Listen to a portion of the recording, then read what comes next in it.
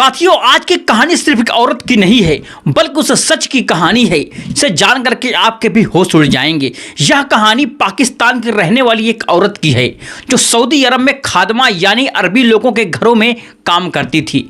इस औरत का कहना है कि उसे फिटकरी के खतरनाक इस्तेमाल का इल्म उस वक्त हुआ जब उसने अरबी औरतों को खुद अपनी आंखों से फिटकरी इस्तेमाल करते हुए देखा। इस औरत का नाम है रुबीना। रुबीना पाकिस्तान की रहने वाली है। रुबीना बताती है कि उसकी शादी एक ऐसे इंसान से हुई जो सालों से सऊदी अरब में काम करता था। उसका शौहर सिर्फ शादी करने के लिए पाकिस्तान आया था। रुबीना कहती है कि मेरी शादी को अभी हफ्ता भर भी नहीं गुजरा था कि एक दिन मेरे शौहर ने मुझसे कहा, अपना सामान बांध लो, मुझे वापस सऊदी अरब जाना है। यह सुनते ही रुबीना सुबक सुबक करके यहाँ तक कि रोने लगी। वह कहते हैं कि मैंने अपने शौहर से कहा, आप मुझे यहाँ अकेला छोड़ करके आखिरकार कैसे जा सकते हो, अभी तो हमारी शादी भी नई नई है। इस पर शौहर ने कहा, मैं क्या करूं, मेरी रोजी रोटी वही है, मुझे वापस जाना ही होगा। यह कह करके उसने रुबीना से सामान बांधने को कहा और खुद बाजार चला गया। कुछ देर बाद शौहर वापस आया तो उसके हाथों में था 10 किलो से ज़्यादा यहाँ तक की फिटकरी। रुबीना कहती है कि इतनी सारी आखिरकार फिटकरी देख करके मेरे होश उड़ गए। उसने शौहर से पूछा अपने, आप वहाँ इसका आखिरकार क्या करेंगे। यह सुन करके शौहर ने कहा, मुझे खुद नहीं पता है कि यह फिटकरी सऊदी अरब औरतें इस फिटकरी का असली इस्तेमाल कहाँ करती हैं, लेकिन इतना ज़रूर जानता हूँ कि वहाँ के इसकी बहुत ज़्यादा अहमियत है, डिमांड है।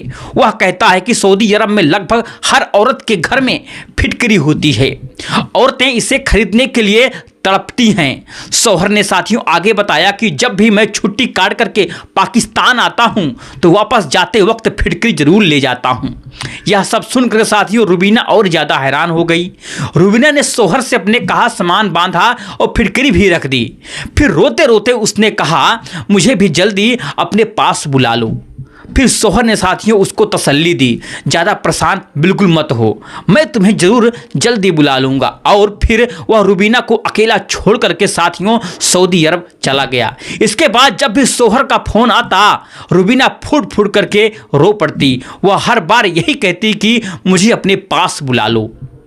कुछ ही दिनों के बाद शौहर ने बताया कि कागजी कार्यवाही पूरी हो गई है और फिर रुबीना को सऊदी अरब बुलाया जा रहा है और फिर उसने सारे कामकाज भेज दिए। रुबीना कहती है कि मेरी खुशी का ठिकाना नहीं रहा। रुबीना ने शौहर से पूछा, क्या आपके लिए कुछ सामान लाना है। तो साथियों शौहर ने जवाब दिया, जब भी आओ तो लगभग 15 किलो फिटकरी के साथ लेकर के आना। साथियों यह सुनकर के रुबीना हैरान रह गई। वह सोचने लगी कि अभी कुछ ही दिनों पहले मेरे शौहर ने 10 किलो फिटकरी ले गए थे, अब 15 किलो फिटकरी। और रुबीना साथियों 15 किलो फिटकरी लेकर के सऊदी अरब आखिरकार पहुंची। एयरपोर्ट पर साथियों जैसे ही वह पहुंची उसने शौहर को देखा, वह खुशी से बिल्कुल उछल पड़ी।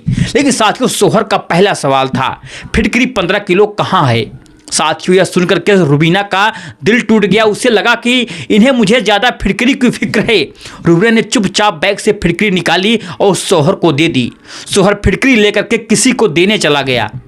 कुछ देर बाद जब वह लौटा तो उसके पास बहुत सारे पैसे थे। वह रुबीना से बहुत प्यार में पेश आया। रुबीना कहती है कि वह इतनी मोहब्बत से पेश आ रहा था कि मुझे पूछने का मौका ही नहीं मिला कि इतनी सारी फिटकरी उसने किसे और आखिरकार क्यों दिया। कुछ दिनों के बाद साथियों सब ठीक ठाक चल रहा था। रुबीना बहुत खुश थी कि वह अपने शौहर के साथ रह रही है। लेकिन साथियों एक दिन महीना गुजरा ही था, शौहर ने कह दिया, अब मैं तुम्हें यहाँ और नहीं रख सकता हूँ, बेहतर होगा कि तुम वापस यहाँ से चली जाओ। रुबीना रोते हुए बोली, मैं आपके बिना कैसे रहूँगी। तो शौहर ने कहा, तुम्हारे यहाँ रहने से खर्च आखिरकार बहुत बढ़ गया है, मेरे पास घर में पैसे भेजने के लिए नहीं बचते हैं। उसने कहा, मुझे अपनी माँ और भाई बहनों का भी खर्चा उठाना है। और दोस्तों जब रुबीना के शौहर ने उससे कहा कि अब वह उसे सऊदी अरब में और नहीं रख सकता है और फिर साथियों वापस पाकिस्तान भेज देगा, तो साथियों सुनते ही रुबीना का दिल टूट गया। रुबीना कहती है कि यह सुनते ही यहाँ तक कि मैंने अपने शोहर से कहा अगर खर्च ही की बात है तो मैं भी यहाँ कोई नौकरी कर लूँगी, मैं अपना खर्च खुद उठा लूँगी, लेकिन मुझे वापस मत भेजो। यह सुनकर साथियों उसका शोहर हंसने लगा। वह बोला तुम्हें भला क्या काम आता है, तुम यहाँ क्या काम कर सकती हो। रुबीना ने जवाब दिया चाहे मुझे किसी अरबी औरत के घर में काम ही करना क्यों ना पड़े और मैं काम करूंगी, लेकिन वापस नहीं जाऊंगी। उसके शोहर को रुबीना की यह बात मजाक लगी, लेकिन साथियों रुबीना ने मन ही में ठान लिया था कि वह अब काम जरूर करेगी। रुबीना ने अपने पड़ोस में रहने वाली एक पाकिस्तानी औरत से बात की और उसी की मदद से उसे अरबी औरतों के घर काम मिल गया। सिर्फ 1 महीने के अंदर उसकी काफ़ी जान पहचान साथियों हो गई। जल्द ही रुबीना को 2 अरबी औरतों के घर खाना बनाने का काम भी मिल गया। 2 घरों में साथियों काम मिलने पर उसे अच्छे खासे रियाल मिल लगे। अब वह आसानी से अपने शोहर के साथ सऊदी अरब में रह सकती थी। रात को जब उसका शोहर घर आया तो रुबीना ने खुशी खुशी उसे बताया मुझे 2 अरबी घरों में खाना बनाने का काम मिल गया है। यह सुनकर साथियों शोहर हैरान रह गया। वह बोला मैं तुम्हें दूसरों के घर में काम करने की इजाज़त बिल्कुल नहीं दे सकता हूँ। यह सुनकर साथियों रुबीना फुट फुट कर रोने लगी। उसे रोते हुए देखकर शोहर से पिघल गया। आखिरकार उसने रुबीना को काम करने की साथियों इजाज़त आखिरकार दे दी। अगले दिन साथियों शोहर दफ्तर जाते वक्त बोला अगर काम समझ में आ जाए तो ही करना, वरना वापस तुम तुरंत लौट आना। रुबीना ने उसको हाँ कर दी। शोहर के जाते ही उसने घर का काम निपटाया और अपनी पड़ोसन के साथ अरबी औरतों के साथ साथियों घर पहुँच गई। रुबीना कहती है कि वह घर नहीं बल्कि किसी महल से कम बिल्कुल नहीं था। उसे देख करके साथियों मैं हैरान रह गई। दोनों अरबी औरतें बहुत ही अच्छे स्वभाव की थी। उन्हें उर्दू समझ में आती थी लेकिन वह बोल नहीं पाती थी। उन्होंने इशारों में खाना बनाने का तरीका साथियों समझाया। जैसे ही रुबीना किचन में पहुंची उसकी नज़र एक अजीब चीज़ पर पड़ी। वहाँ से एक बहुत ही डिब्बा बड़ा रखा था। इसमें ढेर सारी फिटकरी के टुकड़े भरे हुए थे। यह देख करके रुबीना को साथियों अपने शोहर की बात तुरंत याद आ गई।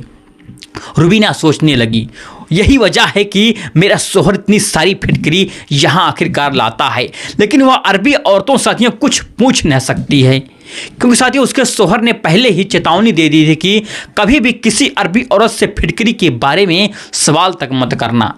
साथियों रुबीना ने पहले घर में सिर्फ 2 घंटे में खाना बनाया और फिर दूसरे अरबी घर पहुंच गई और वहां भी किचन के ढेर सारी फिटकरी देख कर साथियों वह ज़्यादा हैरान रह गई।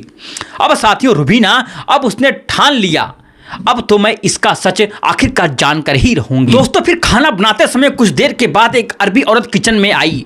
उसने फिटकरी का एक टुकड़ा उठाया, उसे किसी तेल में भिगोया और एक कोने में रख दिया। साथियों रुबीना बताती है कि मुझे नहीं पता वह कौन सा आखिरकार तेल है, लेकिन अंदाजा कुछ छुपाने वाला था। साथियों रुबीना ने दोनों घरों में खाना बनाया और फिर सिर्फ लगभग 5 घंटे में उसका काम खत्म हो गया और वह शोहर के आने से पहले साथियों घर आखिरकार लौट आई।